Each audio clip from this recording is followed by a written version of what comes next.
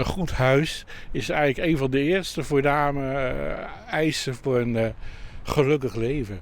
De gemeente Tjiersterdiel had een nieuwe website lanceren dat alle woningbouwprojecten te zien binnen. Met woningbouw in beeld wil de gemeente inwoners, woningzoekenden, ontwikkelders en orenbelutsenpartijen beter informeren over wat er op stapel staat qua woningen.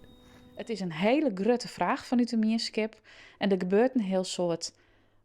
Maar het is lastig om dat goed voor elkaar te krijgen. En nou ja, wat is dan het beste om daar dan echt een site van te bouwen. Dus ja, vanuit die gedachte heb je dat idee gekregen. In de toekomst wel maar verder in en hopelijk nabije toekomst.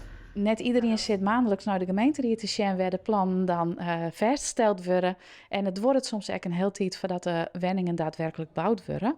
En dus dan is het in een hele gemeente lastig om dat goed zichtbaar te krijgen.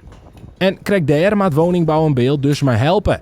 Daarnaast zocht huisvestingadviseur van Noord nog wel een orenuitdaging in de hele provincie. Ik denk wel dat in Friesland en in kleine dorpen het heel belangrijk is dat er gedacht wordt aan het feit: kan je ervoor zorgen dat mensen in een eigen dorp kunnen blijven wonen? Want dat vinden mensen toch wel prettig, omdat het je hele sociale omgeving veranderen.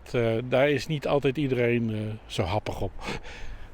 Op dit stuit had de gemeente de opdracht vanuit de provincie Friesland en het Rijk om meer dan 800 wenten bij te bouwen om 2030. En van die 850 woningen moet dan 2 treden echt betaalbaar wezen en ook een flink aantal sociale huurwoningen toegevoegd worden. En op dit moment hebben wij, en dat is dan een technische term, harde plannen die dus echt al troderie goedkeurd binnen of bouwt binnen al 800 woningen binnen nou al verzijn.